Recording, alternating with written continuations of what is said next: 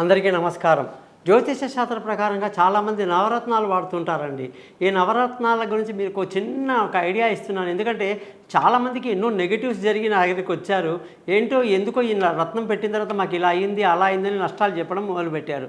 అయితే నేను మీకు చిన్న ఐడియా చెప్తున్నా. ఫస్ట్ మనం నవరత్నాలు అంటే సూర్యుడికి మాణిక్యం లేదా కెంపు అని, చంద్రుడికి చంద్రశిల అని, మంగళుడికి పగడంలో ఎర్ర పగడము తెల్ల పగడం అని, బుధుడికి మరకతంలో ఎన్నో రకాల మరకతాలు పచ్చజాతులు ఉన్నాయని, గురువుకి కనకపుష్యరాగం లాంటి మంచి రాయి, అలాగే శుక్రుడికి వజ్రము ఓపెల్ అనే ఇంగ్లీష్లో చెప్పే ఒక మంచి రాయి, శనికి నీలములో ఇంద్రనీలము, అలాగే మయూర నీలం అనేటువంటి రాళ్ళు, ఇలాగే రాహుకి గోమేధికము, కేతుకి వైడూర్యం అని చెప్తుంటారండి.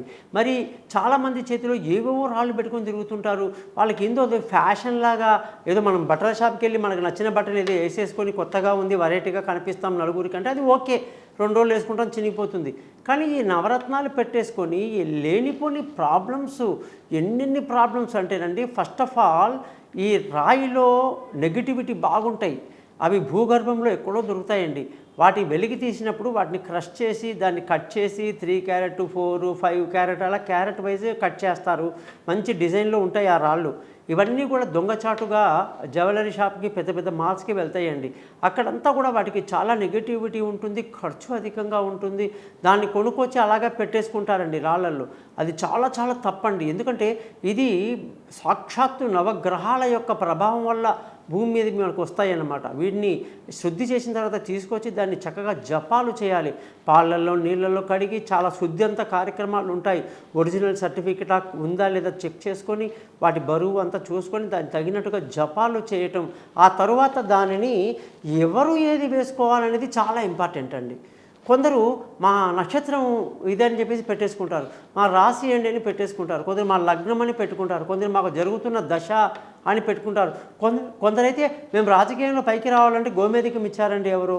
ఏమండి నేను రియల్ ఎస్టేట్లో ఉన్నాను కాబట్టి ఎవడో నాకు నీలం ఇచ్చారండి. బాబు నీవు కానీ పొరపాటున కూడా డేంజరస్ లగ్నంలో రాశిలో పుట్టి ఉండి నువ్వు సెలెక్ట్ చేసుకున్న రాయి కానీ చాలా నెగిటివ్ అయితే మాత్రం ఎంతటి ప్రమాదకైనా సరే ఒక్కోసారి ప్రాణం మీదకే వచ్చేస్తుందని చెప్పేసి మనం తెలుసుకోవాలి.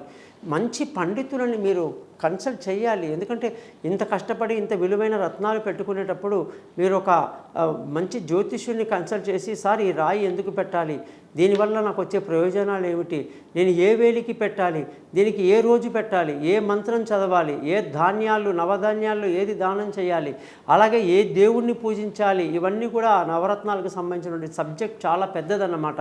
మీరందరూ కూడా ఏమాత్రం తొందరపాటు పడకుండా మంచి అస్ట్రాలజర్గా మీరు నన్ను చూశారంటే నా ఫేస్బుక్లో కానీ యూట్యూబ్లో కానీ నన్ను ఫాలో వాళ్ళ సంఖ్య లక్షల్లో వేలల్లో ఉంటారు.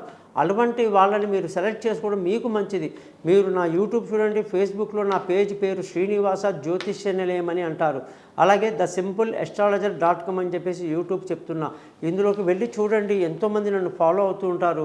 అలాగే మా వెబ్సైట్లు కూడా మీరు చెక్ చేయొచ్చు.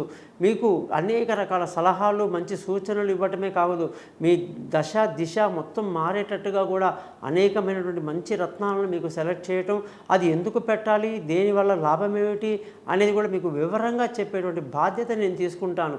కాబట్టి మీరందరూ కూడా నన్ను కాంటాక్ట్ చేస్తారని ఆశిస్తూ మీ నుంచి సెలవు తీసుకుంటున్నాను. మీ గోపాల్ అయ్యంగార్.